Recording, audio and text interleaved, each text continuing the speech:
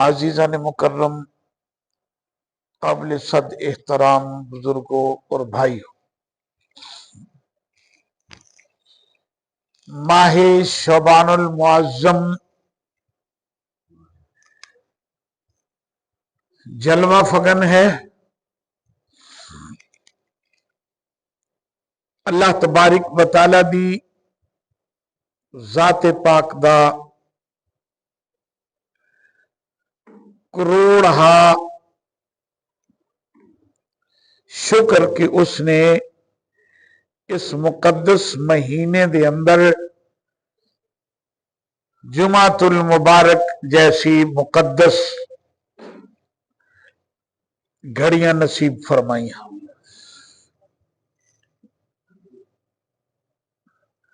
شعبان معظم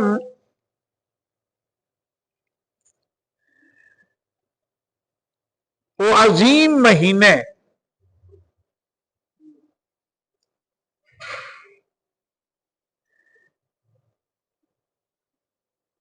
کہ آقا کریم نبی رؤوف الرحیم امام الانبیاء سید الانبیاء اس مقدس مہینے دے اندر کثرت نال روزے رکھ دے۔ حضرت عائشہ صدیقہ طاہرہ مطہرہ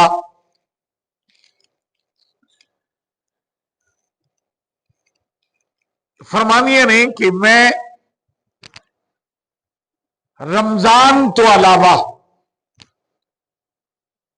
پورے سال کسے مہینے چ بھی سرکار اننے روزے نہیں سی رکھ دے جتنے شعبان چ روزے رکھ دے سن۔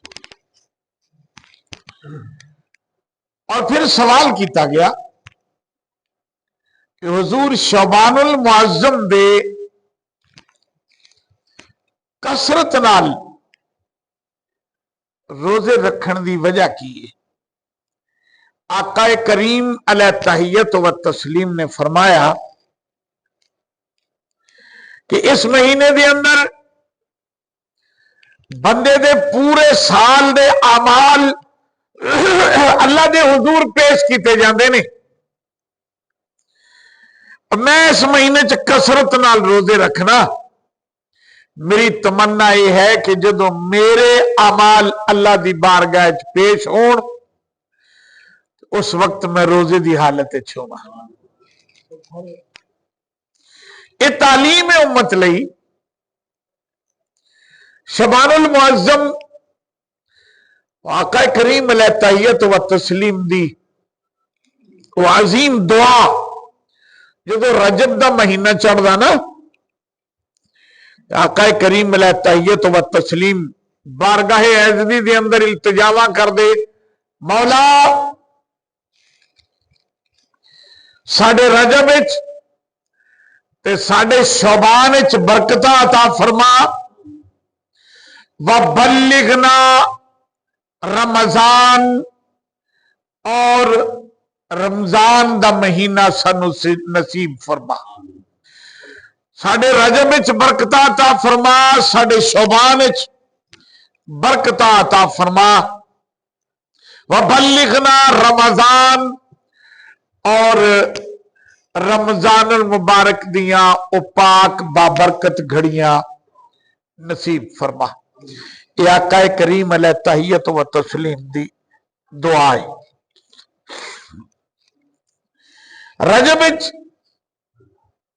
رجب بھی بڑا حرمت والا مہینہ ہے۔ رب کائنات نے اپنے محبوب کریم علیہ تحیت و تسلیم نو معراج جیسا عظیم معجزہ عطا فرمایا۔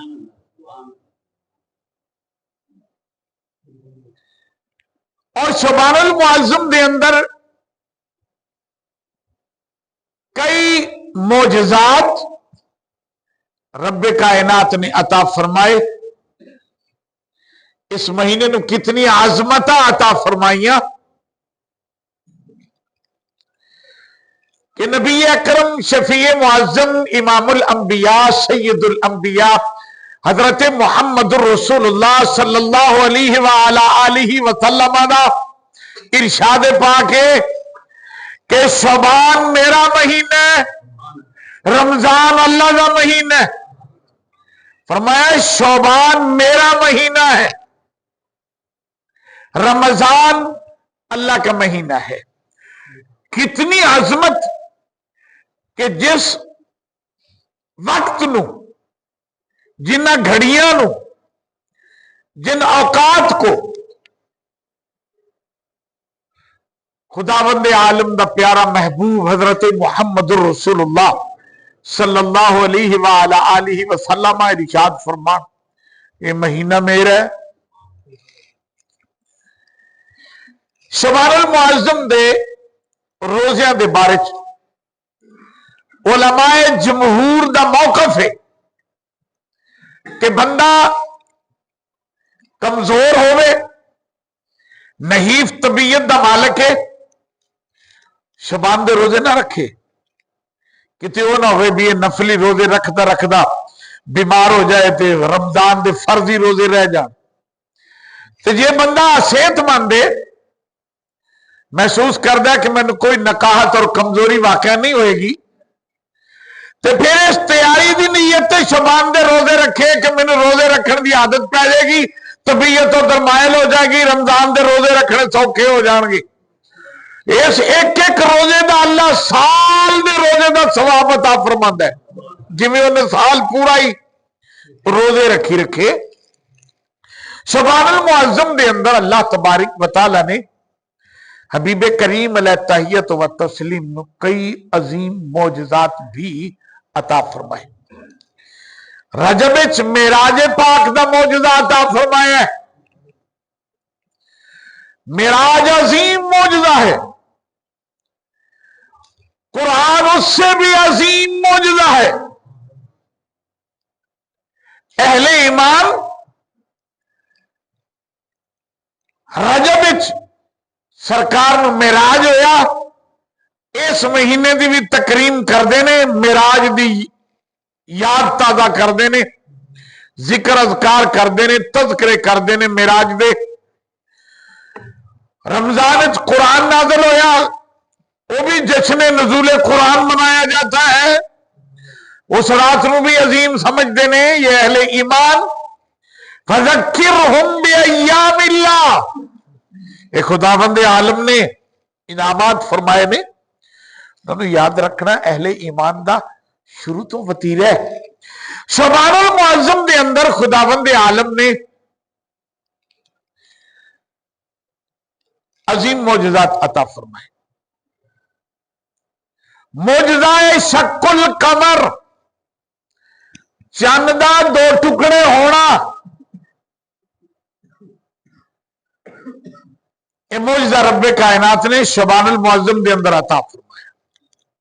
جدو کٹھے ہو کے آئے تو انہاں کہا جی وہ حبیب نو بھئی بہت بڑا نعوذ باللہ علیاذ باللہ جادوگر ہے. وہ کہنے لگا جادو اتنے چلتا ہے، آسمانہ تے نہیں چلتا، میں گل ہی اتوں دی کراں گا. میرے آقا کریم نے اشارہ فرمایا، چند دو ٹکڑے ہویا، پھر جڑیا. یہ عظیم معجزہ شعبان المعظم کے اندر رب کائنات نے عطا فرمایا. اور تحویل قبلہ جیسا عظیم انعام، عظیم انعام خداوند عالم نے وہ بھی شعبان المعظم عطا فرمایا. آقا کریم علیہ تحیت و تسلیم بیت المقدس کی طرف منہ کر کے نماز پڑھ دینے. قد نرى تقلب وجهك في السماء فلنولينك قبلة ترضى. بار بار دل دے اندر خیالات آئے، آسمان دی طرف نگاہ اقدس اٹھا کے دیکھ دینے. بار بار دل دے اندر خیالات آئے کہ میں ادھر منہ کر کے نماز پڑھدا نا جڑا قبلہ میرے دادا ابراہیم نے بنایا ہے، میرے بابا اسماعیل نے بنایا ہے، ادھر زیادہ سکون ہے. خداوند عالم نے فرمایا فولی وجہک شطر المسجد الحرام فَلَنُوَلِّيَنَّكَ قِبْلَةً تَرْضَاهَا، میرے محبوب میں تو جہت تو پاک ہاں، جدھر تیرا دل کر دے ادھر منہ کر کے نماز پڑھ، میں انہوں ہی قبلہ بنا دیا گا۔ فَلَنُوَلِّيَنَّكَ قِبْلَةً تَرْضَاهَا، انعام خدا بندی ہے اور امت دا عظیم امتحان ہے۔ معراج بھی امتحان ہے۔ وَمَا جَعَلْنَا الرُّؤْيَا الَّتِي أَرَيْنَاكَ إِلَّا فِتْنَةً لِلنَّاسِ وَمَا جَعَلْنَا الرُّؤْيَا الَّتِي أَرَيْنَاكَ إِلَّا فِتْنَةً لِلنَّاسِ، اے میرے محبوب اسی اے جو کچھ تینوں وکھایا نا، اے لوکاں دے واسطے بہت بڑی آزمائش ہے، لوکاں واسطے یہ آزمائش ہے۔ معراج دا واقعہ آزمائش لوکاں دی کہ صدیق کون ہے، زندیق کون ہے، مانی کون ہے، منکر کون ہے۔ محبوب کریم علیہ تحیت و تسلیم نے ارشاد فرمایا نا،